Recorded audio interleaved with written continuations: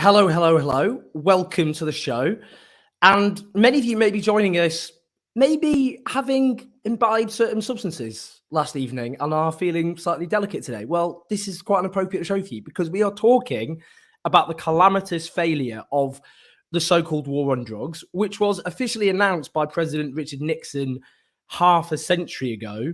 And the consequences ever since are more people taking drugs than ever before. Drug use globally has exploded. So has what we could call problematic drug use, drug addiction, drug deaths.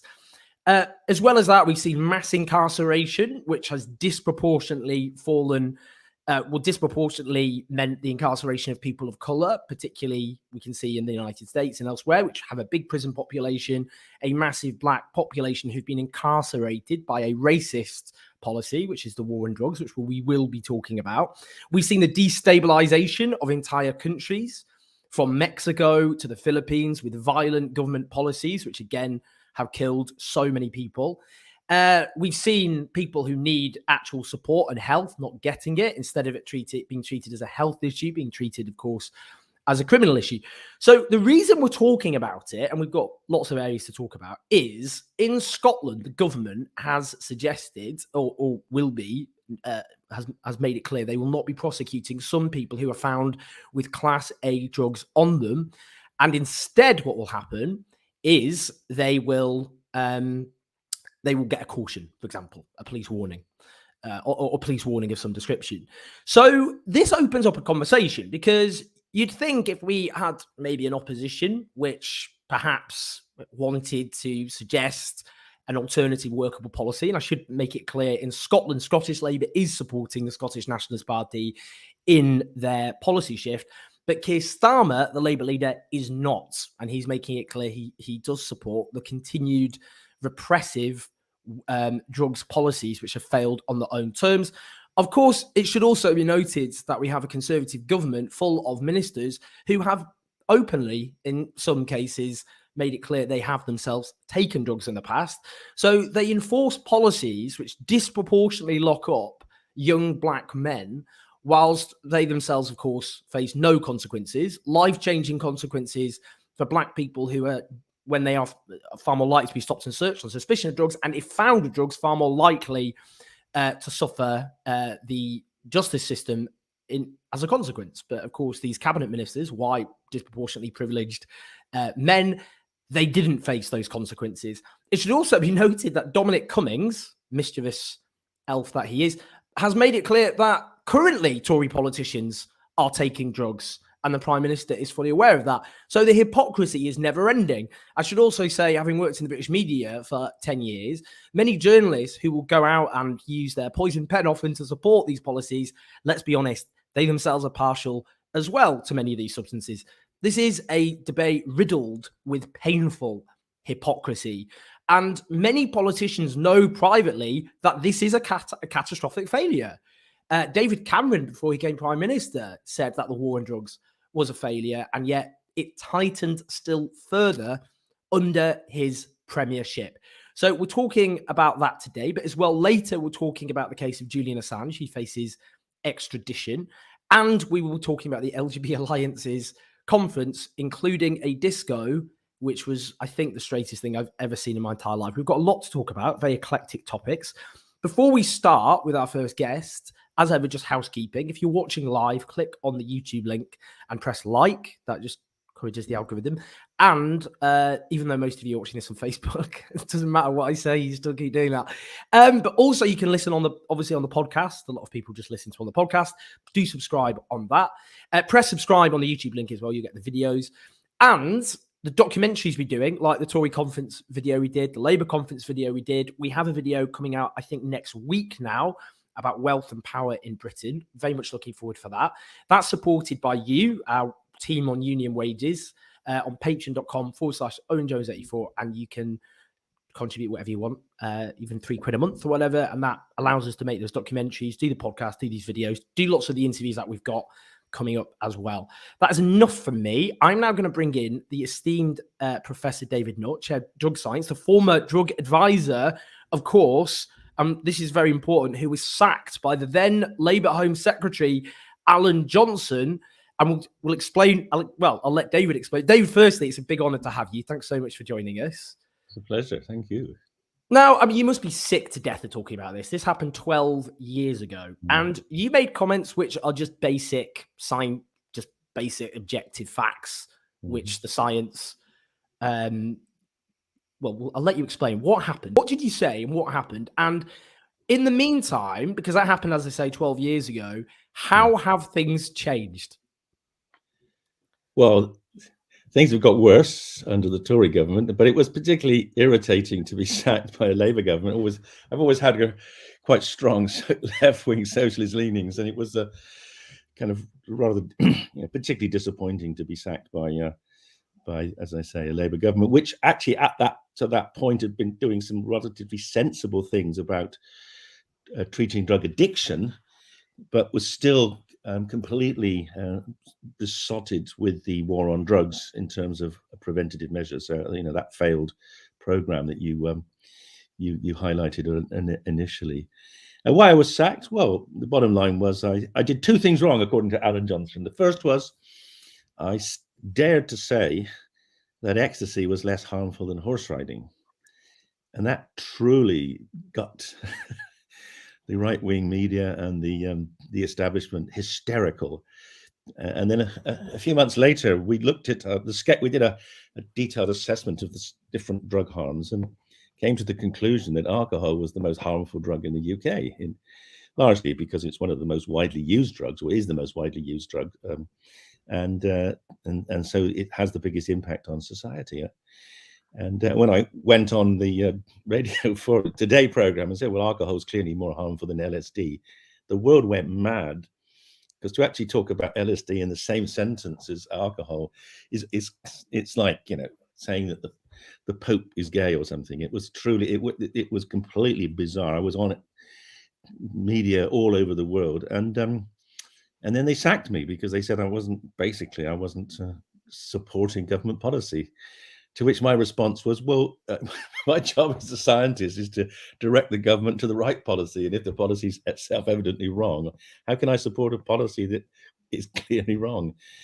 But that didn't matter because, of course, the drugs policies had never, ever been based on anything other than politics. That the concept of harm reduction, or the concept of a proportionate assessment of drug harms in terms of developing classifications, that's never, ever entered into the debate ever since we started to have serious approaches to drug policy, which probably started in about the 1860s. It's all been about politics with a large buttering of self-interest, particularly from drinks industry largely, and maybe some pharmaceutical companies. So, and I should say as well, I forgot to say, for those who want to put questions to David Nutt, you super chat on YouTube and you can directly ask him. But Scotland. So the reason we're talking about this is in Scotland, they've announced that they won't prosecute some people who have Class A drugs on them for personal possession, basically. Yes. So how important is that? How much of a shift actually is that? And we'll come on after that. I'll ask you about Labour's position in Westminster, because it should be noted, as I said, there's a consensus north of the border between the Scottish Nationalist Party and the Scottish Labour Party, but that does not, of course, apply in Westminster. So what the Scottish Lord Advocate has said is that it will be acceptable now, it will be policy that people who are caught in possession of any drug, including, and that was the breakthrough Class A drugs, they can be dealt with administratively rather than through the criminal system. So they can be given a caution or encouraged into treatment or some other kind of educational-based therapy. Now, this is a really remarkable advance because it is decriminalization. And we have known now for nearly 18 years that decriminalization is a good thing, particularly for people who use very dangerous Class A drugs. And we know that from the Portuguese experiment. And I suppose one simple statistic, which is so relevant to Scotland, in the 18 years of the Portuguese experiment, decriminalizing personal possession of all drugs and putting people into treatment or into other forms of help, has reduced deaths from opiates, from heroin largely, to a third of what they were when they brought in the policy 18 years ago. And in the UK, in the same period, our deaths have gone up by nearly doubled, over 2/3. So our policy of criminalizing drug users has actually massively increased deaths. And the reason for that is because many people who are using drugs are getting them on the black market. In fact, most are. And the black market is changing now. The black market is changing from heroin. It's moving more towards drugs like fentanyl, which are more toxic. And also decriminalizing drug use allows people to get back into work, get back into other forms of social engagement. Criminalizing them just puts them in prison, and where they essentially learn very little, and often relapse to drug use in prison or as soon as they leave. So Keir Starmer, the Labour leader, who of course formerly of the CPS, Crown Prosecution Service, he has made it clear that Labour in Westminster will not back the rollout of this approach to the rest of the UK. What does that tell us? Well, there's different ways of looking at it. I mean, the simple way is to say that, as a prosecutor, you use a hammer analogy as a prosecutor. If the prosecutor to a hammer, everything's a nail. To a prosecutor, everything needs to be prosecuted. So I think it would be quite challenging for him to admit he was wrong all those years he was putting people away. And let's just remember this. We have doubled our prison population in the last 40 years. And that doubling has all been due to drug crime. And other countries with more rational policies, like the Netherlands, are closing prisons because they don't put people with drug problems in prison at all. And the same with Portugal. Portugal has massively reduced its prison population through its decriminalization approach. So Starmer, partly, I guess, historic, that he believes that strong law is going to work. I think he's also probably frightened that it'll be an open up and a place for him or Labour to be easily attacked by, again, the right-wing press. It may just be he just doesn't know the evidence very well, but I'm sure there are people. I have spoken to the Fabian Society about this and other people in Labour. I'm sure there are people in Labour who could educate him if he wanted to listen. So I think this probably is politics again. As I said, a few minutes ago, drug laws are about politics. They're not about drugs. They're not about harms. They're about trying to establish a position as a sort of moral authority in the country. And I think he's just, continuing to, go down the same misguided path that Brown and Blair and Cameron and all the others have done. I mean, the thing, as I noted before, David Cameron, before he became Prime Minister, I actually wrote a column a few years ago saying David Cameron was, I agree with David Cameron. David Cameron was absolutely right in what he said before he became Prime Minister, that the so-called war on drugs was a failure. And then what happened under his premiership? The war on drugs only increased, further criminalization of so-called illegal highs, for example. So would you say, I mean, I don't know if you know from maybe what politicians, maybe you've spoken to politicians privately who will say one thing and then and not be willing to say it publicly. Is it your view that most politicians actually know this is a failure? I mean, they do actually have to see the consequences of the so-called war on drugs in their own constituencies. They see the impact. Do you think they know it's a failure? They just don't have the courage, and they fear being monstered by the country's self-appointed moral guardians, the Daily Mail and so on? Exactly. Well, so there are two things to say about that. The first is, until recently, until we got the really hardline Puritans in the Home Office, but certainly under the coalition and under Labour, it was almost de rigueur that when a drug minister stood down, he put his hands up and said, "Mea culpa, I got it wrong, I got it wrong." I mean, I've got a series of quotes from a whole range of drug ministers saying they got it wrong. But under Theresa May and now, the drug ministers now, I think, are going back into the sort of Nixon mode of thinking that you can criminalize yourself out of this problem, and that is absolutely ridiculous. You illustrated it in your introduction. We have the war on drugs has failed, and just let me remind people, the war on drugs started as a way of Nixon getting elected, and we have perpetuated it in this country because we're so beholden to the US. I mean, one thing people don't realize, until the 2016 Psychoactive Substances Act, every single drug law in Britain was made at the behest of America. The Misuse of Drugs Act, which took cannabis out of the medical pharmacopoeia was forced through because of American pressure. The banning of cat a few years ago was under American pressure. Basically, they have made our drug laws, and it's time we stood up to them and said, no, we want to do things differently, and decriminalizing would be a good way forward. Where are we at with psychedelics, for example? Well, here's an interesting case in point. So these drugs were the first victim of the war on drugs. They were revolutionizing many aspects of therapy, particularly difficult to treat problems like addiction. I mean, paradoxically, these drugs are not addictive. People think they are because they're controlled in Schedule 1, but they're not addictive. There were 6 trials of LSD to treat alcoholism. In the 1950s and 60s, they showed it's the most powerful treatment for alcoholism there's ever been. But they got sucked into the war on drugs, and for 50 years, they've not been studied.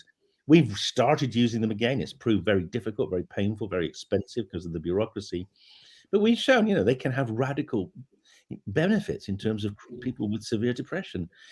But getting to do the research and is very difficult. It takes years to get permissions to do any study because they're still controlled drugs and they're still seen as very dangerous.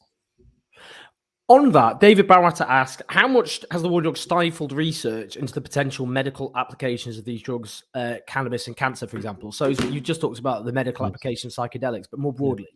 Totally. The war on drugs is the worst censorship of research in the history of the world. 50 years, people have not been able to research the value of drugs like cannabis, psychedelics, MDMA. It is unbelievably regressive because all these drugs were medicines and they still have medical value, but millions of people's lives have been essentially limited because we haven't been allowed to study them appropriately. It is the worst censorship of research in the history of the world. We've mentioned obviously Scotland and Portugal. I mean, how much are there other bright examples in the world which people here can draw on to show that ending the war on drugs, there is an alternative? And what can we see in terms of the consequences of those approaches? I mean, look at the Netherlands, the Netherlands coffee shop approach. They were the first country to stand up to the UN, which of course was an American hegemony, by saying we're going to allow people to smoke cannabis in coffee shops and have a small amount for personal possession. They didn't legalize cannabis; they just effectively decriminalized small amounts. And why did they do that? Because they wanted to separate the cannabis market from the heroin and cocaine market. Hugely successful intervention. They had much, much lower levels of young people using heroin than we had, and therefore many fewer deaths. So that's one really good example. Now, more recently, and a very exciting development has come through with the Oregon vote last November, when Oregon voted to basically decriminalize possession of magic mushrooms. And also they're proposing to set up a statewide facility for people to have access to that therapy if they need it. So given the fact that the US, over 2/3 of Americans now have access to recreational cannabis and even more to medical cannabis. America, through the statewide initiatives, is actually leading the world here now. And we should try to catch up because it's our patients that are suffering, not our people who are using the drug recreationally.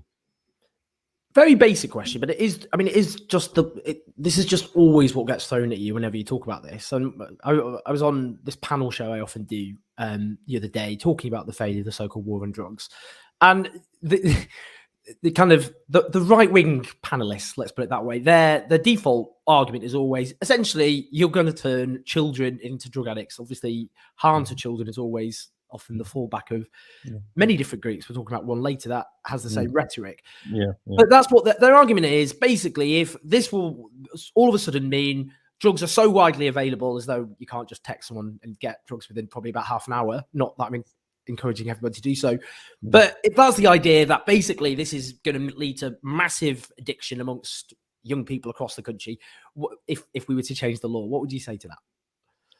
Well, I'll say the evidence is exactly the opposite. The evidence is in the Netherlands that fewer people use cannabis, and what they use is less harmful to them because they know what they're getting. And in Portugal, fewer people are dying from heroin. And the reality is, as you said, access to drugs has never been stopped by prohibition. And what has happened is that the banning of some drugs has led to the generation of markets for more harmful drugs. So now we have the most potent of all opiates, fentanyls, getting into the market for both for opiates and for other drugs, because it's a way of circumventing the ban on heroin. So it's been a wrong approach ever since it was brought in, which was back in the early 1900s. We've got, I don't know if you know what's happening in Wales. Alexander Barnes asked, will Welsh Labour follow Scotland's lead? Mark Drakeford, who is the First Minister, seems relatively sensible. I was just wondering, I mean, on the Conservative benches, given they do have a massive majority, do we see any potential supporters? I mean, I remember during the Poppers debate, I forget his name. That's right, Crispin Blunt. So Crispin is a very strong supporter of the attempts to rationalize the drug laws, particularly for medical research. Yes, he's very supportive. I suspect there are a lot, well, we know that there are a lot of supporters, but they're not coming public yet, because until there's a move to change, it's just a risk to them. But I think it's, I think the argument, the patient argument for access to therapy, and is the one that's going to eventually drive change in terms of access to psychedelics and MDMA, both of which are fascinating new forms of therapy. And to deny patients access to something when with a law that actually isn't affecting recreational use at all is completely iniquitous. So just finally, I mean, what's the strategy now as you see it? Obviously, you're one of the most prominent voices we have urging a rational approach to this. But what do you see as the strategy, given if we look at drugs laws, things since your sacking under a Labour government, things have clearly got worse overall. There's obviously now the bright spot in Scotland.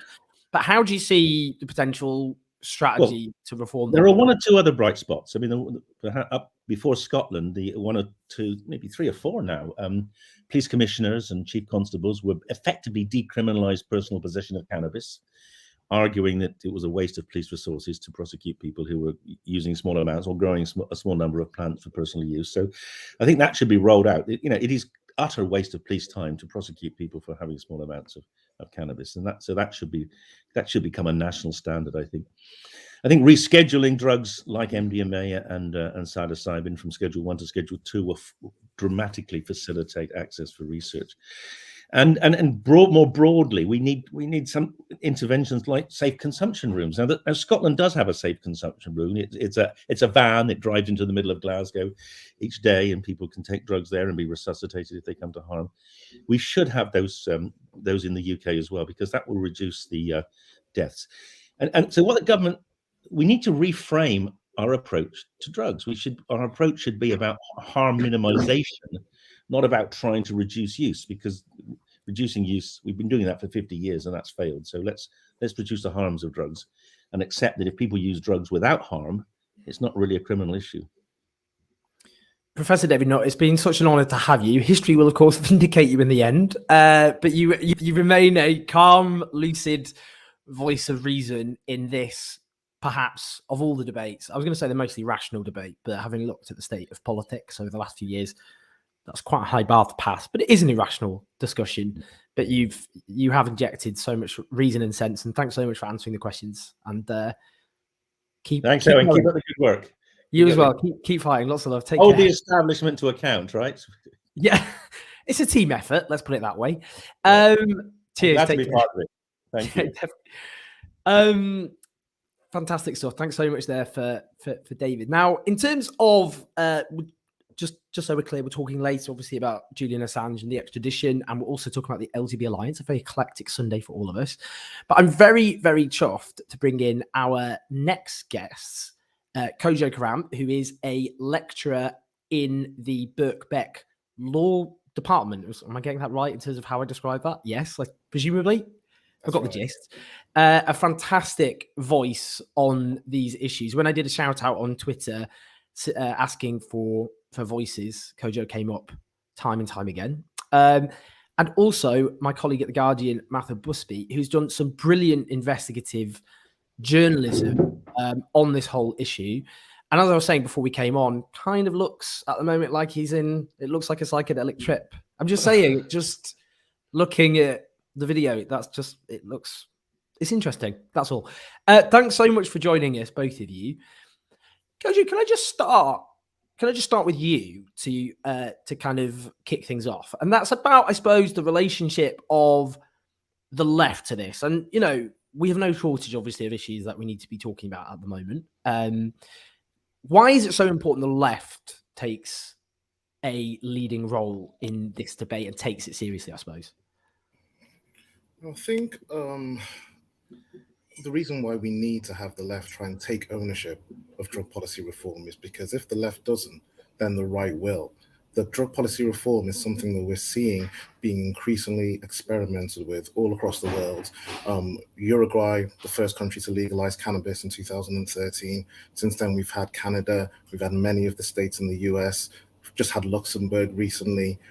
This is something that is happening and being engaged with all across the world, whether we think about decriminalization, whether we think about diversion schemes, all of them concerned with this question of what do we do about drug policy. And it's not just the left that is contributing to this conversation. Obviously, with the commercial benefits that can be seen in cannabis legalization, that's getting a lot of interest with kind of free market right-wing institutions. The Adam Smith Institute has come out in support of cannabis legalization, CDAM, the Institute of Economic Affairs, and these leads to a situation where we find ourselves having the conversation for drug policy reform being driven more by the right in the UK than by the left. And that could lead to real problems if reform is actually implemented, because it's not just about changing the laws on drugs. I mean, the idea of changing the laws on drugs is essentially quite depoliticized. It's probably the only thing that you might get political agreement from everyone from, say, Ash Sarkar to Nigel Farage. Both of them have talked about drug policy reform, but it's about what does drug policy reform look like. And in the States, we've seen the multiple examples where the left have been involved and organized on the ground. We've seen drug policy reforms come along with commuting of sentences for prisoners so that people are able to have their criminal records erased. We've seen it come along with social equity programs, which have facilitated wealth transfer to over-police and over-imprison Black population in the US. We've seen it come with licensing opportunities for communities that have been economically disadvantaged for generations. And then in other parts of the states, some of the early cannabis legalization states, particularly Colorado, where the left wasn't organized and didn't gain control of the conversation, we've essentially seen the creation of a very lucrative commercial cannabis industry, whilst at the same time people are still serving out their sentences for being imprisoned. People who are released from prison are part of the few people who are barred from being able to enter the legal industry, so they're essentially punished twice: punished for a kind of unjust war on drugs, and then punished again by being excluded from this lucrative industry. And so if the left doesn't engage in that conversation, that could be recreated in the UK. I mean, I spoke before, Mattha, about the irrationality of this whole debate, and you've just done a brilliant piece of investigative work for Vice. And this is about how the British government ignored secret recommendation from its own drug experts. So this is the Advisory Council on the Misuse of Drugs back in 2016 to decriminalise 5 years ago as drug-related death spiral. So you just want to explain what you found basically and what it kind of signifies. Sure, thanks, Owen. And yeah, apologies for the reflection on my phone. No, I love it. It's atmospheric. Yeah, so in 2016, after the Psychoactive Substances Act was passed, the chair of the ACMD at the time wrote to the government, to the Home Office, highlighting that this new act, didn't criminalise the use and possession of, drugs such as spice and mamba, and that therefore, there was a pretty big contradiction between that and the terms of the Misuse of Drugs Act, which does criminalise drug use and possession. So, as David outlined, this is a 50-year-old law, and more enlightened thinking seemed to underpin the Psychoactive Substances Act in some respects. So, the chair pointed that out, but I understand that, the recommendation was dismissed, was given short shrift, and, 5 years later, we're in the position we are now. It's also worth mentioning that, remarkably, these recommendations weren't made public at the time. Even the chair seemed to acknowledge that it was quite controversial.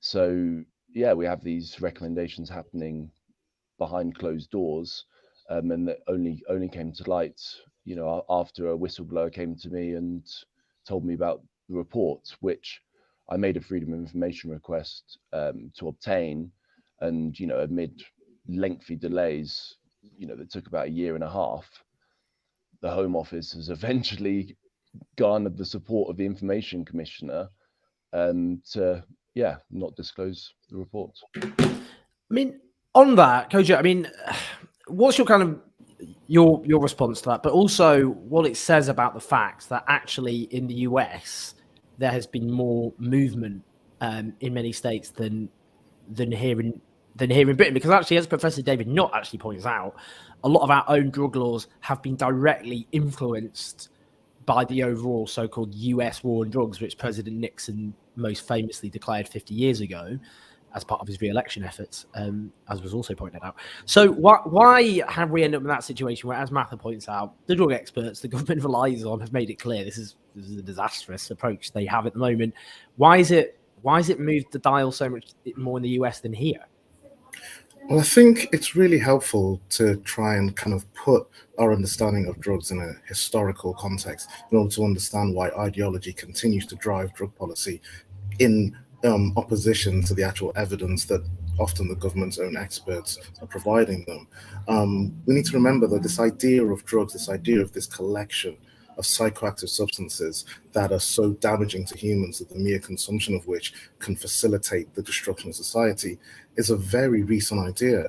As Professor Nutt was mentioning, it really emerges around the turn of the 20th century, and it's very much tied to the emergence of America as a international force. It's one of the first legal treaties that America initiates is the 1909 Shanghai Opium Commission, and prior to that, the trade in drugs was one of the main commodities that European empires traded around the world. The East India Corporation, the PO Shipping Company, the Opium Wars, 19th century, Queen Victoria, Britain's own queen, is the world's Pablo Escobar, essentially. And where you have that change in the United States is very much tied to its own dynamics of kind of racial purification, paranoia around racial hierarchy. I'd recommend any of your listeners to just have a look at some of the headlines from around the turn of the 20th century on drugs. Look at the New York Times 1914 article, which is titled Negro Cocaine Fiends, the New Southern Menace, which talks about how cocaine is making Black people in the South of America impervious to bullets. It's available for anyone to check out. An LA Times article in 1905, Delirium and Death, which talks about how, the Mexicans entering to California bring in these cannabis substances that are destroying the local population and enslaving the minds of the good American people. This is really the kind of dynamic that the war on drugs emerges through. And it has a real stranglehold over not just American policy, but also international policy through the UN and through the INCB and the other institutions that David Nutt mentioned for most of the 20th century. But what we've seen over the last real 10 years in the United States of America is organization around racial justice and against mass incarceration on the ground, leading to essentially popular referendums in a lot of the states, Colorado, California, Alaska, Massachusetts. The ability for people on the ground to be able to put the question of drug legalization on a referendum ballot has led to states changing the laws in the United States of America, even though the federal government still hasn't yet taken that step. And so we started to see not just cannabis legalization, but as Professor Nutt mentioned, the decriminalization of all drugs in Oregon at the last 2020 electoral cycle, leading to a different direction that the US is taking. Whilst in the UK, because we have a much more centralized Westminster-based authority, we don't have that same mechanism of kind of grassroots popular democracy to be able to change the laws in those local levels.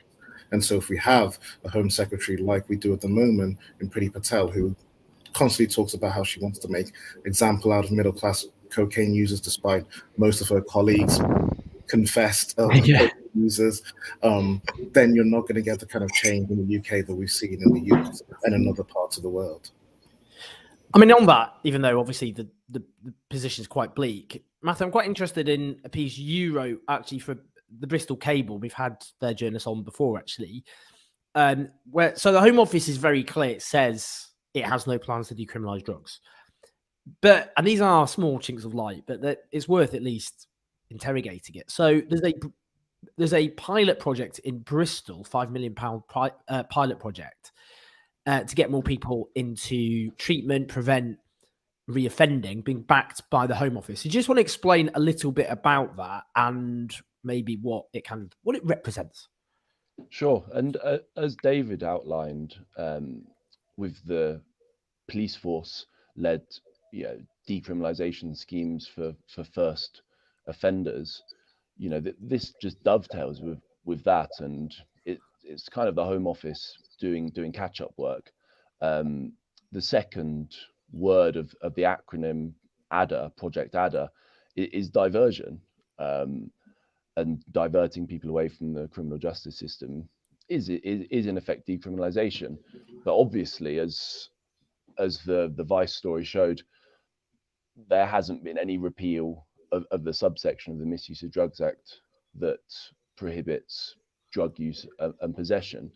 So yeah, what we have now is, I think, about a dozen areas of the country, including Bristol, that have received some central funding to improve treatment programs, to reduce reoffending, and as part of this raft of measures, there is the acknowledgement from the government of these police decriminalisation schemes, and they're kind of crafting this policy to complement that, and as you say, it's people will look at it as a chink of light, and yeah, it does highlight a pretty stark contradiction between the oft trumpeted line that we have no plans to decriminalise drugs, when in effect it's palpably untrue. In terms of drug prohibition, it's very important we call it that as well, because in the popular imagination, prohibition is acknowledged in terms of alcohol in the United States as a catastrophic failure because of the consequences it had in terms of the criminal industry it boosted, in terms of people dying because they took impure versions of alcohol.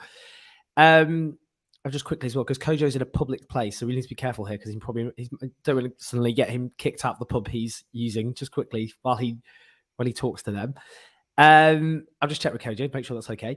But in terms of drug prohibition and racism, I mean, we've touched on this already, but do you just want to explain a bit more? And by the way, Kojo, if you need to leg it shortly, let me know as well, because Kojo's on his travels. He's actually in Warrington, my part of the world, but he probably has to leg it soon. So just let me know. But go for it, Kojo. Sorry.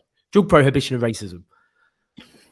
Well, I think that in addition to some of the stuff that I just mentioned before, that's the kind of historical legacy of, the relationship between race and drug prohibition. We can look at how that bleeds into the contemporary makeup of mass incarceration, both in the US, where it has been the real driver of putting Black bodies into, ever expanding prison systems. I really started thinking about drug policy when I worked in Louisiana, and Louisiana is a state where for 2.5 pounds of marijuana, you can receive up to 10 years in prison. In the United States of America, you have 46% of all federal prisoners in 2019, according to the latest justice statistics, being in prison for drug offenses. And whilst that's an extreme version, the UK is not too far behind.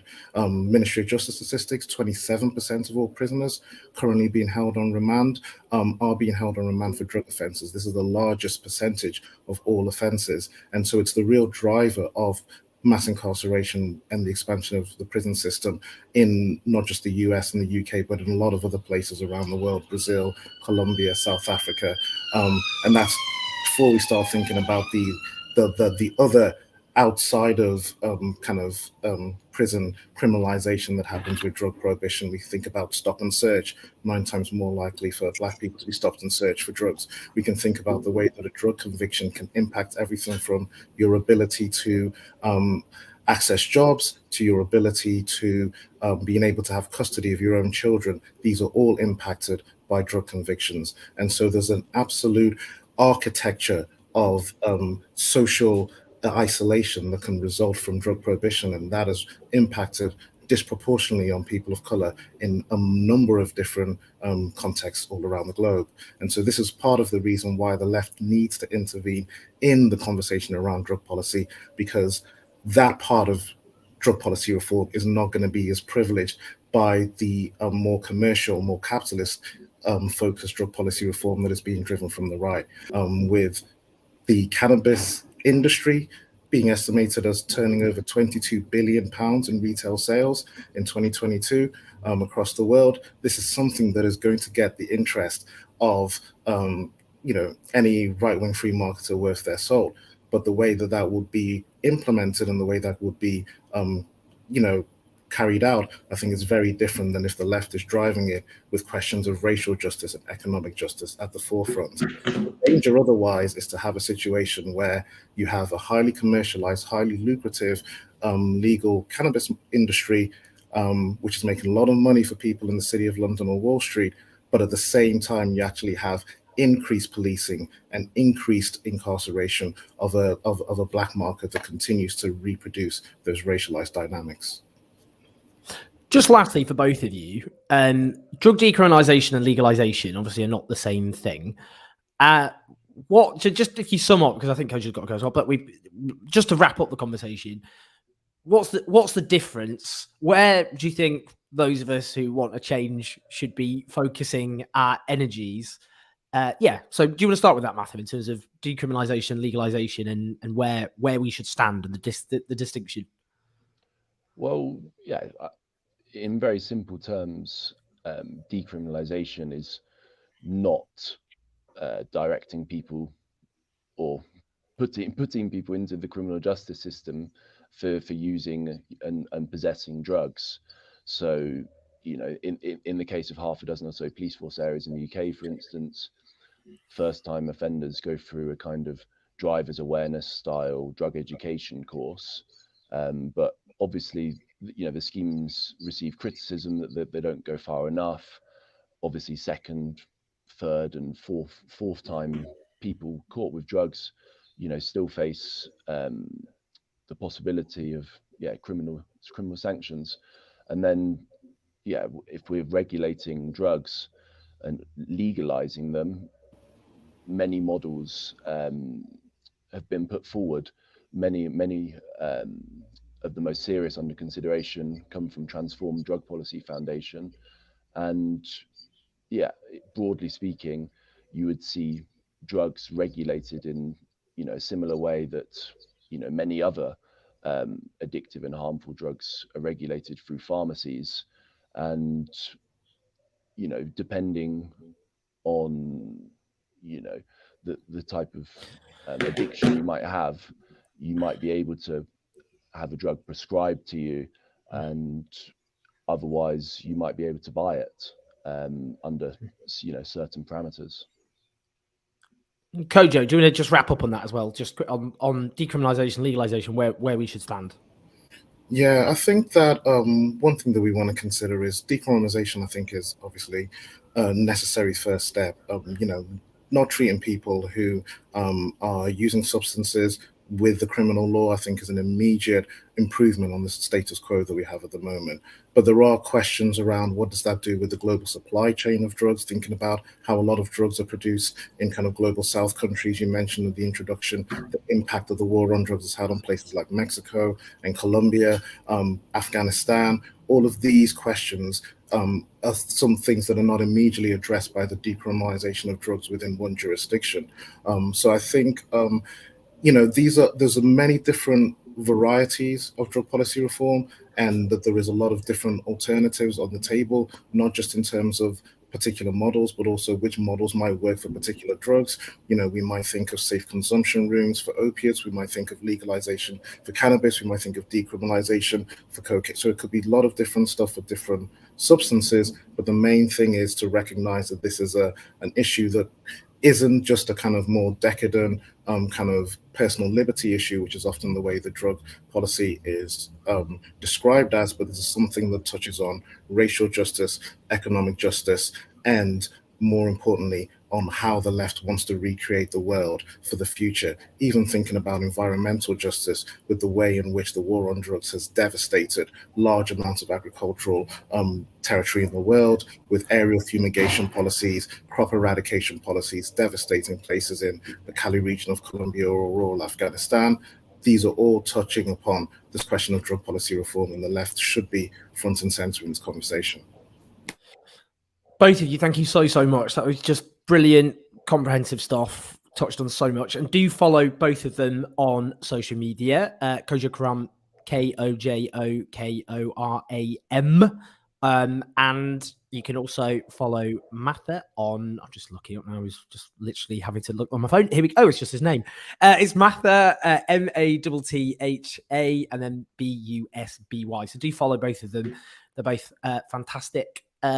And do huge amounts of brilliant work in this field. So thank you so much to both of you, and have a great Sunday. Thanks, Owen. All the best. Take care. Cheers. Cheers. Nice. Take care. So we are now going to talk about Julian Assange, who faces extradition. Now, those extradition proceedings are obviously in motion, but at the same time, there is a so-called Belmarsh Tribunal, which is putting the United States instead on trial for the crimes committed in another so-called war, the war on terror. Now, we're joined by the brilliant philosopher Srecko Horvat. So, thank you, Horvat. So, thank you so much for joining us, Srecko. Really, really appreciate it. How you doing? Hi, Owen. I'm really glad to be here with you. Even if the topic is a bit dire, but I think it's very important to talk about it just before the extradition hearing on Wednesday and Thursday. Yeah, I mean, to be honest, anything we talk about right now is pretty bleak, because that's the world we're stuck with, unfortunately, for now. Do you just want to explain to people exactly where things stand? So a lot of people obviously might have been following on and off this saga, but just a kind of basic summary. What is the plight Julian Assange currently faces? You know, what's the case? And where do things stand with the extradition proceedings? Mm-hmm. Well, I mean, what is important to say is that this is not new. I mean, this case has been dragging on for almost more than 10 years. Julian Assange has been entrapped at the Ecuadorian embassy in London for more than 7 years. You have all seen the images, how the police was dragging him out of the embassy. And what basically happened, I think, is really a scandal, which is an embarrassment for the United Kingdom, I would say.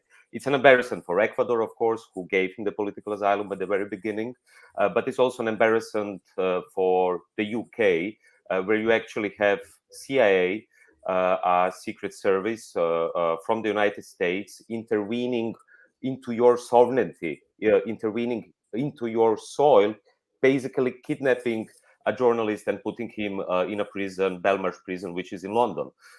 He's there already for more than 2.5 years. What is happening now is that the United States is going to appeal, which is happening on Wednesday and Thursday, and they basically want a publisher, a journalist, for 175 years. 175 years in prison, in a high security prison in the United States. I think this is a matter which concerns all of us. I'm not a journalist. I'm also not a whistleblower, but I became active in this case because I saw that this is something which will have consequences. Well, not on the future. It already has consequences on free speech, on democracy, on what we can actually publish, what we can say. And it's a scandal that a man who didn't commit any crime, but he actually revealed the war crimes in Afghanistan, in Iraq, surveillance programs by the CIA, that this courageous publisher is put on trial, while the United States, Washington, United Kingdom, Ecuador, Sweden are not put on trial for their crimes. And this is why we founded the Belmarsh Tribunal, which actually happened 2 days ago in Westminster at Church House, influenced by the famous Arthur Russell Tribunal. So let's talk a bit about the Belmarsh Tribunal. So what is the kind of, you know, what were the kind of focus? What were the kind of issues that it raised in terms of the crimes committed in the 20 years since the so-called War on Terror was announced, almost exactly 20 years ago? Yeah, for us at the Progressive International, who organized this event, it was very important to gather physically, because I guess, okay, we are now over the screens again, and everyone is quite fed up with the digitalization of all social relations. And for us, it was important to gather physically at a historical place where where the Parliament of the United Kingdom was having its meetings during World War II, and to gather people who were in one or the other way involved in the case, or who are experts, lawyers, politicians. We had, for instance, Tariq Ali, who was an original member of the Bertrand Russell Tribunal, who traveled to Vietnam to investigate the crimes of the United States in Vietnam. We had Daniel Ellsberg, who in 1971, I know that previously in the context of the war on drugs, you were speaking about Nixon. So we had this historic figure, historic whistleblower, Daniel Ellsberg, with us as well. Edward Snowden, Jeremy Corbyn, many people gathered 2 days ago, and in the next days we are going to publish the verdicts and the findings of the Belmarsh Tribunal. But I can tell you already now that the findings paint a much dire picture that I think the broader audience could imagine. And this is crimes which were committed by the United States, but also by the United Kingdom and their allies. These are war crimes, killings of civilians and journalists, which was revealed by WikiLeaks in the collateral murder video, or in the Afghan and Iraq war logs, rendition, torture, spying of CIA. We had people at the tribunal who witnessed that when they were visiting the Ecuadorian embassy, well, you know where it is, just opposite to Harrods, in the midst of British civilization, and they were spying on everyone who came in, including the lawyers. I mean, I found myself on the CIA list as well, and I didn't work for WikiLeaks. I didn't publish any documents or whatever, just because I went into the Ecuadorian embassy. So you can see that this case on so many levels is an embarrassment for United Kingdom. Especially recently, 1 week ago, it was revealed that the CIA had a plan to either kidnap or kill Julian Assange.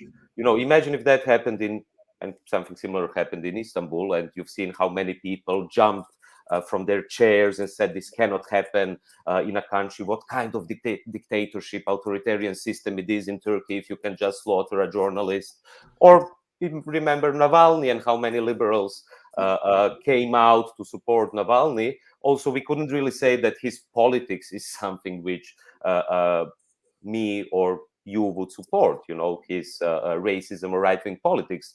But nevertheless, everyone supported him. So in the case of Julian Assange, what happened is, of course, a character assassination, which was also supported by those who were actually working with him, who were very happy to work with him at the very beginning. The New York Times, The Guardian, who then turned against him and actually were used as weapons of mass deception. I mean, the best example is when Paul Manafort supposedly visited the Ecuadorian embassy, an article which was published in The Guardian, and something which never happened. So what you can see here is that for 10 years, the character assassination starting with Sweden and then to the DNC leaks and so on. A character assassination was being fulfilled, which was then actually with Mike Pompeo leading to plans to really assassinate him. And what is happening now is that he is slowly being assassinated in London at Belmarsh Prison for more than 2.5 years. So I think that's something what concerns all of us. It shows the cynicism, the double measures of the liberal elites who will support Navalny or someone else but won't support Julian. But what we can see, and I think the Belmarsh Tribunal is contributing to it, the support has never been so big. All major human rights, press freedom organizations stood for Julian. At the Belmarsh Tribunal, we also had so many people who were actually revealing the crimes of those who were revealed by Julian Assange. And I think that's very important. Although our tribunal doesn't have any kind of legal, you know, authority, but well, that's in the tradition of the Russell Sartre Tribunal. On the so-called war on terror itself, one of the many bleak aspects of it is that everything that those of us who opposed it said, things actually turned out even worse, probably, than many of the dire predictions at the very beginning. If we look at the calamities that enveloped Afghanistan, the absolute horror of Iraq, but also, of course, we can see more broadly, we can see the drone war, for example. We can see, Libya technically wasn't, I suppose, under the aegis of the war on terror, but it was another catastrophic Western war, which caused calamitous, again, consequences in Libya. So all these interventions, to call them, use that slightly clinical term, have been a calamitous failure on their own terms and in terms of human consequences. And the so-called, and it's worth pointing out the very courageous role of Chelsea Manning, but the exposure, that WikiLeaks of the crimes committed by the West had a big impact. But I suppose, are you optimistic or pessimistic in terms of how much, it's one thing that we can say in the worst possible way, vindication of our arguments, not that there's any satisfaction given the consequences. But in the aftermath of the US withdrawal from Afghanistan, how do you feel in terms of, preventing these sorts of horrors happening? Have things been, have those movements which WikiLeaks were part of, have they succeeded in some way, or do you feel pretty depressed about future prospects? Yeah, I mean, I'm rarely being optimistic, not because I'm pessimistic, but I quite like this phrase by Terry Eagleton, hope without optimism. I think we definitely need to hope that things will get better, but we also have to prepare that they will get much worse. I mean, I'm glad that you mentioned the drone warfare, because there is currently in solitary confinement in a high security prison in the United States a very courageous whistleblower called Daniel Hale. And at the Belmarsh Tribunal, we had the director of forensic architecture, Eyal Weizman, talking about the drone warfare in Palestine and other places. And this is a big topic. And it's also very sad that such a person as Julian Assange is imprisoned, that he's silenced, because I will just remind you of the book, which was published in 2014, I think, but it was written, or the event on which the book was formed happened exactly 10 years ago, when the Arab Spring was happening, when there was hope that in these parts of the world social movements could take over and so on. 10 years later, of course, there's not much hope anymore. And the name of the book is When Google Met WikiLeaks. And I think it's very important to speak about it today, precisely in the relation to drone warfare, and how in the meantime, the technological apparatus, to put it like that, the industrial military complex accelerated, developed even further. I mean, this is what WikiLeaks started to kind of shed light on, Edward Snowden as well. But nowadays, and then CIA, of course, I think the biggest embarrassment for the CIA, and why Mike Pompeo really wanted to kill Julian Assange, which is now revealed, the biggest embarrassment for the CIA was the so-called Vault 7 revelations by WikiLeaks, which revealed this massive surveillance program by the CIA. So coming back to that book from 2011, I mean, there is not much reason to hope, because actually what Julian Assange claimed in that book, and I've also had many conversations when I was visiting the Ecuadorian embassy with him, is that Silicon Valley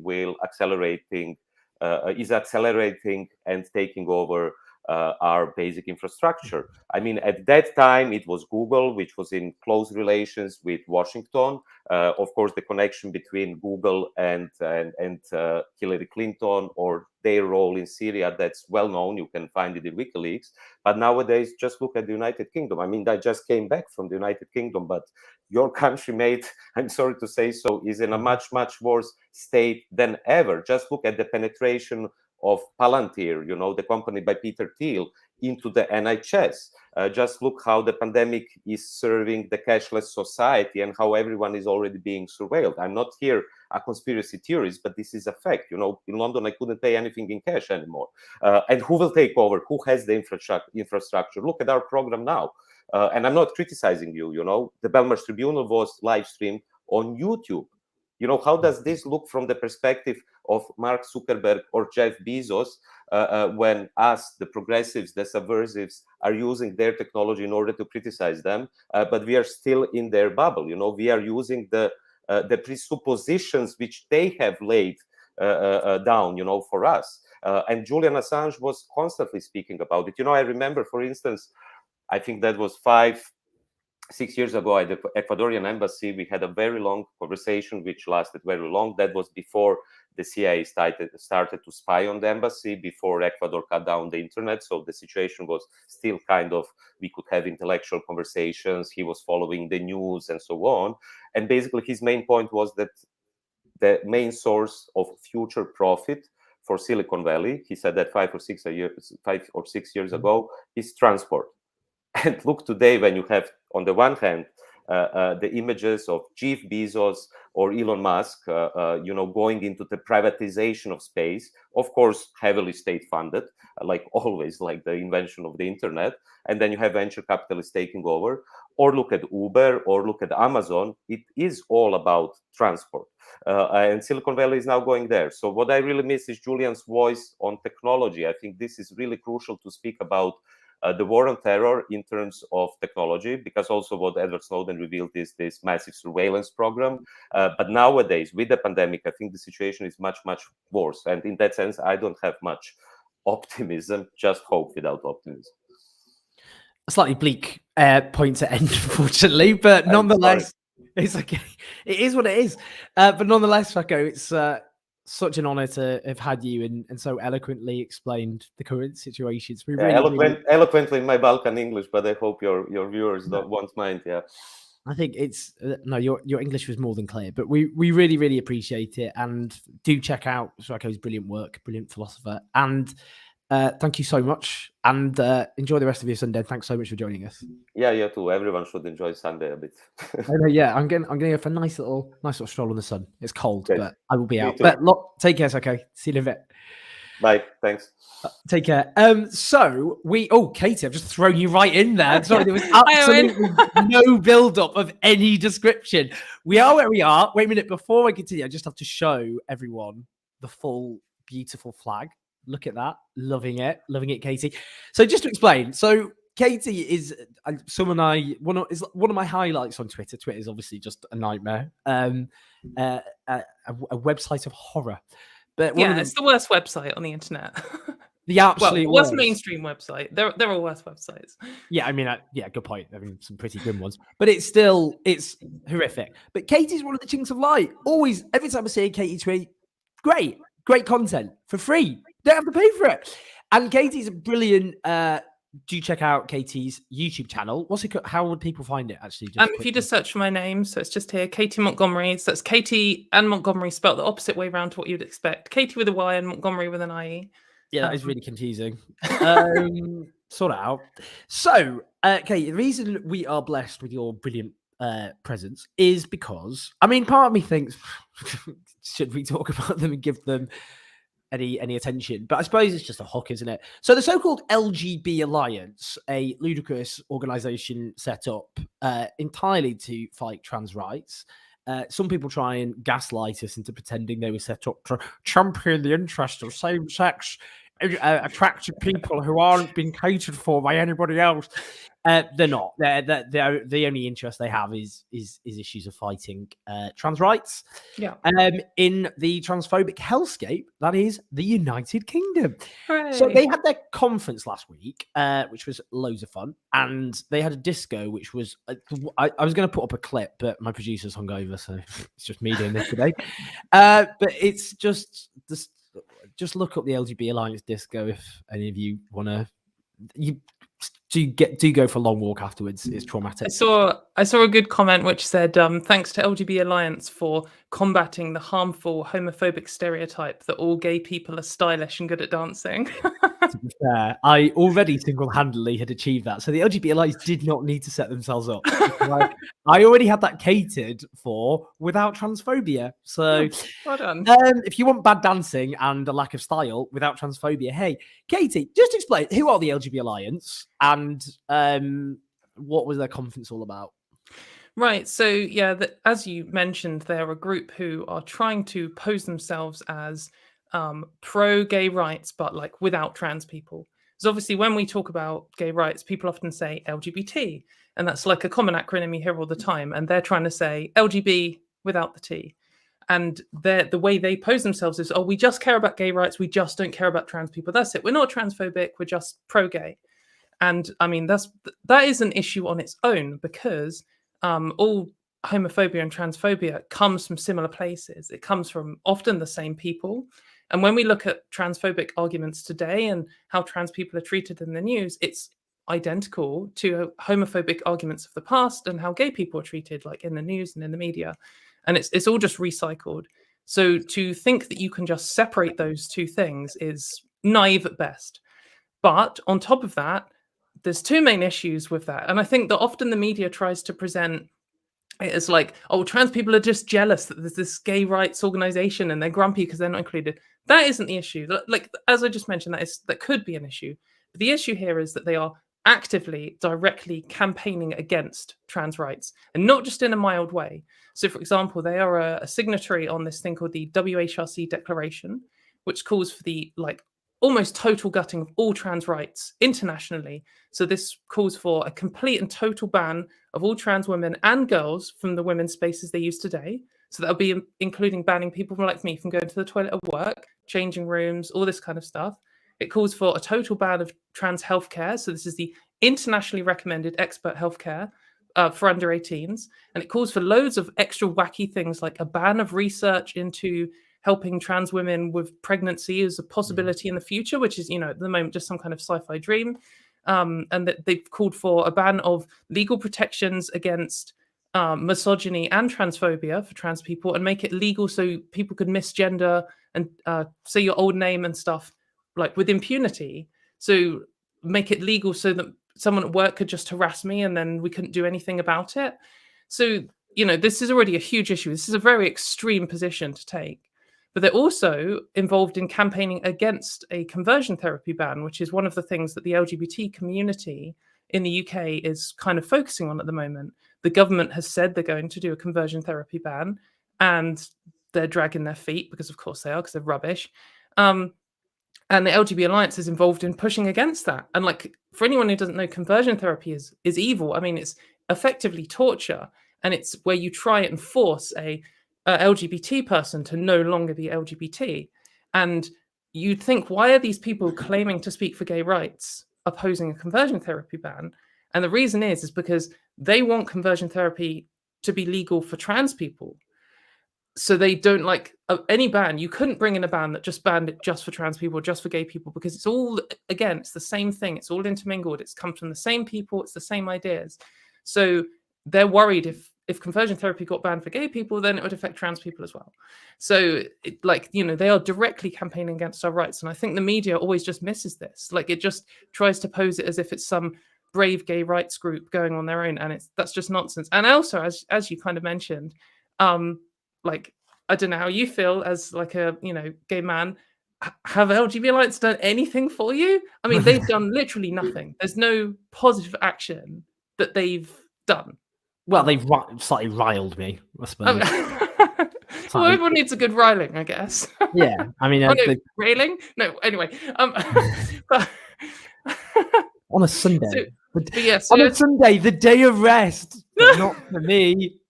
But yeah, so they just had their conference, and the conference was, the who's who of anti-trans people in the UK at the moment. A lot of straight people.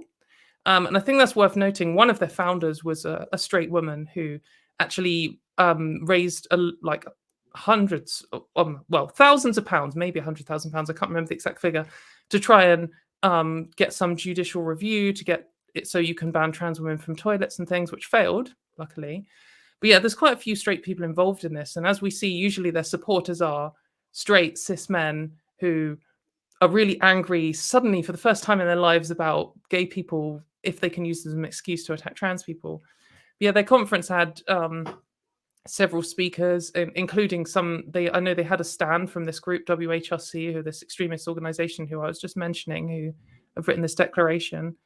And one event that I was actually discussing yesterday in a podcast, if anyone's interested, was a trans lady called Jen Ives kind of went undercover there and had, discussions with people. She is bisexual, so technically she should be welcome there. but received a load of transphobic abuse when she outed herself, and it's all so it was a kind of a disaster. But yeah, I think that I feel like the whole point in their conference, they spent so much money on it. They've got all this like flashy artwork and like all this kind of stuff and all these speakers, and they picked a very official venue. But I don't feel like it's to win over LGBT people, win over, the general gay public, because I think everyone knows, most gay people who have heard of them know that they're just not doing anything pro gay rights. The idea is to just look official for politicians, because like the current Conservative government doesn't seem to like LGBT people, because it's done absolutely nothing for us so far. And I feel that it's part of this attack on Stonewall and other like larger LGBT rights charities that they want to replace them with some like absolute nothing group that doesn't do anything, that has said in the past, well, if you oppose gay marriage, that's fine. It doesn't matter. Because then there won't be a credible opposition if the government does want to take our rights away. It's interesting you point out about the in terms of the role of often straight people who are signal boosting this organization. In terms of the prominence it gets, it is overwhelmingly from people who are straight and often opposed to broadly LGBTQ rights. Lots of straight people with records of saying terrible things about bisexual people. Well, including one of their speakers was a Conservative politician, Jackie Doyle Price, who voted against gay marriage. There's another politician, Baroness Nicholson, who is still openly opposed to gay marriage, who is one of their biggest supporters, and they continuously thank. Like, these people are just unambiguously anti-gay and are some of their biggest supporters. And I think that alone should raise red flags for most gay people. And some of those politicians as well who've been prominent, I don't just oppose, for example, gay rights, but some of the politicians who oppose trans rights, for example, oppose abortion rights, for example. Yeah, I mean, feminism. It's a classic combination. Usually, if you're one, you're all three. It's interesting though, in terms of, because I said a lot of straight people, but you get this. I'm just bringing up this article, which was written by James Gregg. He's a brilliant journalist. It was for Gawker, talking about gay men who are so-called gender critical, which is basically intellectual veneer for transphobia. I just want to read it out because it's just really funny. There's a certain kind of gay man who embodies the gender critical vibe. He's white, middle class, and exactly 45 years old. And even though he works as a corporate lawyer, thinks teenagers with dyed blue hair are an oppressor class. His Twitter bio reads something like, snarky prick taking aim at the tyranny of twaddle, or why drink the Kool-Aid when you can have a lovely G&T. His pronouns are sod, /off or jog on.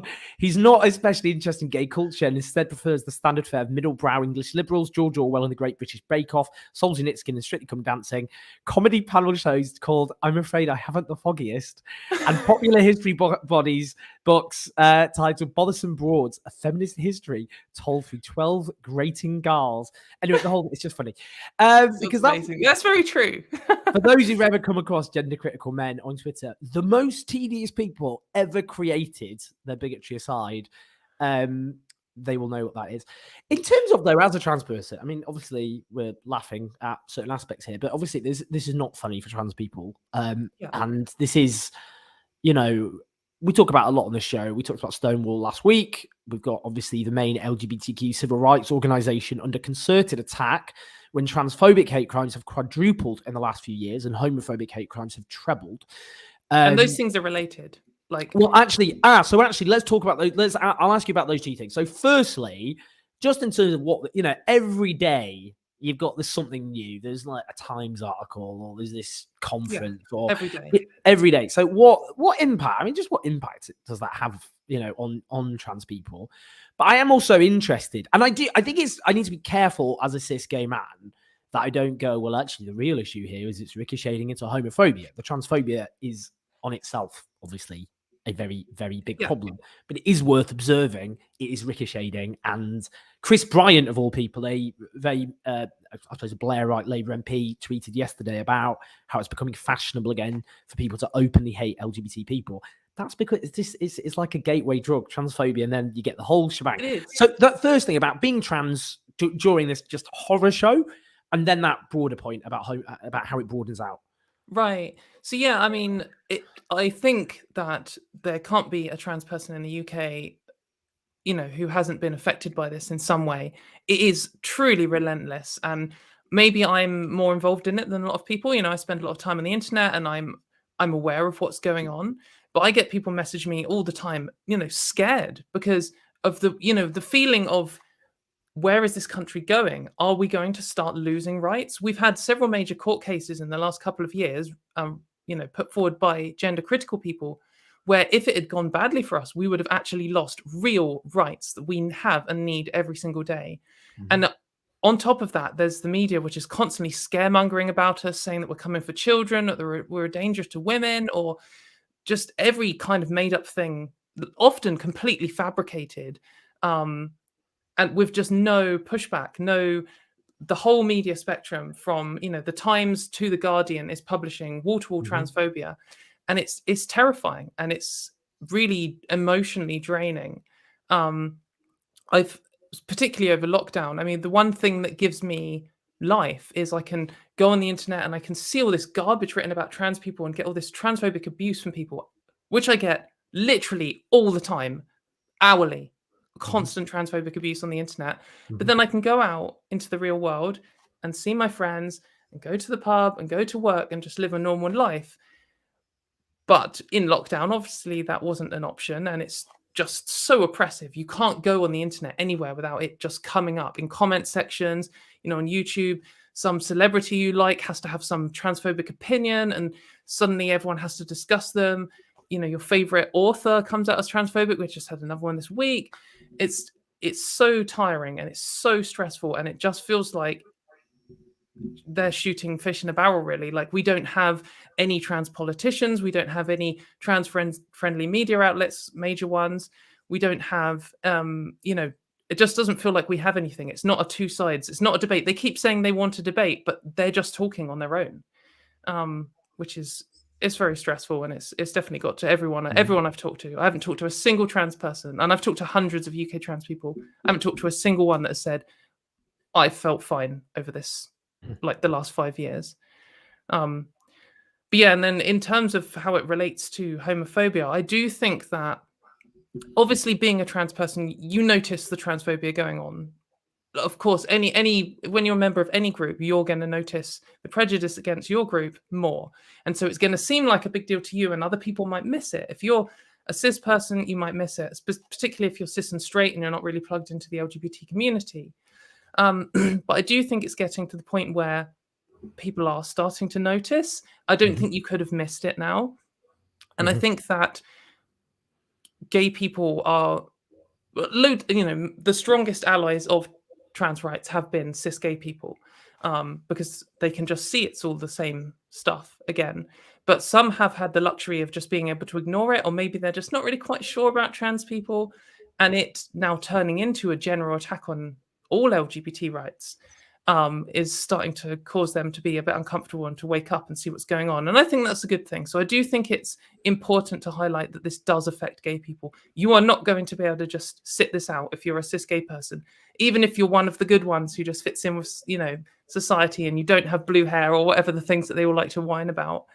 But the reason this happens is because these little thought patterns where you dehumanize some group because they don't quite fit into patriarchal society how you want, and these little excuses like, oh, I don't hate trans people, I just hate the crazy activists, and then you call every single trans person an activist. That is a technique that they used on gay people. I don't hate gay people, I just hate the activists. Or I don't hate the people, I just hate the sin, I just think that it's an ideology, I don't like trans ideology. And when you learn these little tricks in your mind to justify your transphobia, it's so easy to just expand those to gay people. Once you've learned the phrase, I don't hate trans people, I just hate trans ideology, and then you're standing shoulder to shoulder with homophobes at the LGB Alliance conference because they want all the allies they can get. And then you hear them say, instead of them saying, I don't hate trans people, I hate trans ideology, they say, I don't hate LGBT people, I hate LGBT ideology. And you're like, oh yeah, that makes sense. It's just the same argument. And then you're won over to that. And I see people being radicalized. I've watched people in real time go from just have concerns to I'm gender critical, I don't hate trans people, to I don't hate LGBT people, and suddenly they're supporting all these homophobic politicians and voting for Donald Trump because he's not trying to erase women and gay people. So I think it should be scary for anyone. This isn't just something that trans people are going to deal with. Just finally, amongst this horror show, what do you think? How can people be allies, whether they be cis gay people or straight people? What would you, as a trans person, what would you ask people in terms of how they can be better allies? Right. I think on the smallest scale, if you know a trans person, then just let them know that you're there for them. I think that you could maybe think like, oh, I don't want to kind of be imposing, or they know I'm friendly with them, they're my work colleague, that's fine. But lots of us do feel quite isolated, and it's quite difficult to bring up. Sometimes when I'm talking to my friends, they're like, how's it going? And I just feel like, do I tell them about how the latest attack on my human rights and tomorrow is the court case and I might have no rights tomorrow? Like, it's such a big deal. And when people do reach out and they say, it's okay, I support you, I'm here for you, this kind of stuff, that makes a difference. Mm-hmm. Take some time to just learn about the basics of what's going on. Follow some trans people on Twitter. It doesn't have to be me, or on YouTube. It should be Katy, though. Yeah, it should be Katy. It can be me along with others, and just get a range of perspectives. And I think one thing as well that's quite important is, at the moment, if you stick your head up above the parapet and say, I support trans rights, or I think J.K. Rowling was transphobic or something, especially if you do it on social media, you're likely to get a huge, horrible pile-on. And that's because, especially if you're a bigger figure or you work for a big organization or something, because they want to shut this down hard and fast. Mm-hmm. And some people do back down because it's horrible. Like, mm-hmm. Experiencing this is horrible. And I think if enough people start doing it, then they won't be able to target everyone, and the bile will be spread out more. But also it just shows that it's not acceptable. I think a lot of what drives transphobia is that people think that it's okay. They think it's normal. They think they won't be judged for it. And for a lot of people, for their whole life, they haven't been. This is only really the first time in recent history where being transphobic will get you any pushback at all.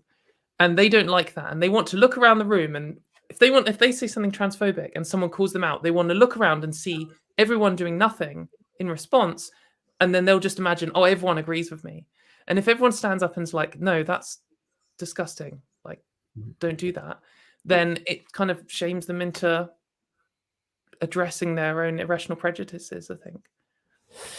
Katy, you are a superstar. As I said, one of the highlights of an otherwise horrific website, but really always just on point, given the amount of, just as you say, just awful transphobic abuse that you're subjected to. Your Twitter feed, there's no right way of responding to it, but you've got a very funny Twitter feed. Just some people don't. It's funny. That's right. It's just a funny, joyous Twitter feed, often just in the best possible way satirizing some of these horrific bigots that you have to deal with. Yeah, I get some of the most extreme stuff, and in a way, the only way you can deal with that is to show people and be like, look how ridiculous this is. Look, these arguments are disgusting or violent or just plainly irrational. And if you don't look with your friends and laugh, then you will just cry. So that's my strategy. Well, you do it so wonderfully, honestly. It's been such a pleasure to have you. Do follow Katy on Twitter, which is Katy's name, Katy, Katy, then Montgomerie, but with an IE, not a Y at the end. Yeah. Just to confuse everyone, just keep everyone on their toes, Katy. Yeah, just so that people write my name wrong every single time, and then I have to correct them. And do check out her YouTube channel as well, which you can find again. It's just a name, her confusingly spelt name. But it's been a real pleasure, and solidarity and love as ever. And it is important, one thing I suppose I would say, given the LGB, I think it's interesting for a while because the most prominent anti-trans rights organization was a woman's place to begin with. And they used that whole, it is a cult. They behave like a cult, so let's just call them a cult. They use that to go, well, this is basically an intra-feminist argument. And, therefore, what right do gay men, for example, have to intervene. And then they set up the LGB Alliance, which is the main, most prominent organization now, which people use now to describe people like myself as homophobes. Now, I'm a homophobe because I support trans rights. But I mean, all I'm saying is, you know, they're doing that to try and divide LGBTQ people. And I don't think we should pretend it'd be easy to just glamorize LGBT communities as one big happy family where we're all standing together. We've got big problems of racism, big problems of things like disableism. I mean, there's misogyny, lesbophobia. There are huge, genuine problems of prejudice and bigotry and transphobia, for that matter. And but just a wide range of thought too. I mean, exactly, being LGBT is just a thing that you're like born, so it just affects everyone, just randomly across society. But it is important, though, that we say, you know, an injury to one is an injury to us all. We are LGBTQ. We're not going to stop being LGBTQ. The T is an absolute integral part of all LGBTQ spaces. Anyone who goes to LGBTQ spaces, trans people obviously have played absolutely incredible roles throughout our history, fighting for our rights, including, of course, at the first Stonewall riot, which gave the name. And still are. Exactly. And still are, people like Katie. So, you know, trans people have fought for the rights of gay people like myself, cis gay people like myself, and it's our duty and responsibility to do the same and stand by our trans siblings, which we will keep doing despite the failed efforts of these bigots to divide us, which they will never entirely succeed in. I mean, as I say, we do have these problems to deal with, but we will fight and we will win, and we will stand with you to the very end. Lots of love, Katie. Take care, and I will speak to you soon.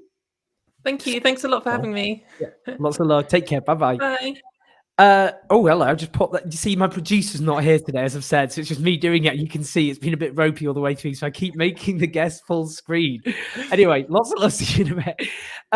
Thank you so much, everybody. What a range of topics. Blimey, really covered it. I found it very educational as ever. I basically do these just to get essentially a private lecture tour from guests, and then, you know, everything else is a bonus. I just want to do a quick thank you to all of our super chats. So we have had David Barata, thank you so much. Gunnar Station, Mellow Maggot, love these names. Alexandra Barnes, Gwyneth V. Doherty, L. Trujette, Mark Gorman. Have I said Gwyneth already? Gwyneth V. Doherty, I think I did, yes. Lirianne, who's saying, going to follow Katie on all channels everywhere. Love and solidarity, lots of hearts. Trans liberation now, absolutely. Also, Sine Bazu, thank you so much, everyone, for your support as ever. And we will use the support you give us to create these documentaries. We've got, as I've said, this great documentary looking at how working class communities are, well, in terms of property development and the power of, well, you'll see what we're going to do with this documentary. It's going to be very, very exciting, and it's giving the megaphone to working class people, working class communities who are otherwise ignored and marginalized by most media outlets. But it's looking at how this working class community is being ripped apart by property developers. So very much looking forward for that. You supported us. You made the Tory and Labour conference documentaries possible, and all the other documentaries that we've done. So thank you for your incredible support, everybody. Just to wrap up. Oh yeah, I should say, I'm speaking in Yeovil in a week's time. Not my natural heartland. I'm going to be honest with you. Labour got about 5% of the vote in Yeovil in the last election, so it's going to be interesting. Will anyone even come? I mean, a couple of people got in touch in Yeovil and were like, interesting choice. But it's the Yeovil Literary Festival. That's where I'm going. So I'm just popping along for that. So if you look up Owen Jones Yeovil, you'll find it. I'm there next Sunday evening, 8:00. So if you are one of the few lefties in Yeovil, or not, don't have to be a lefty, do come and say hi. At the Octagon. Cheers, everybody, for that. I am now going to go. I think, do you know what? I feel like a cheeky little Sunday roast, which I'm having later. I hope you're all having just a great Sunday. And thanks to all our guests. As I said, support us on patreon.com/OwenJones84. You make this, the documentaries, everything possible. We've got some great interviews coming up. We'll be live again next Sunday. I think that is basically it. I know sometimes I do a rant about something, but to be honest with you, I think we've covered so much that just do your own rant. You don't need my rant. Just have a little 5-minute rant about anything. There's quite a lot to rant about. And I will see you soon. Lots of love, everybody. Take care. Bye-bye.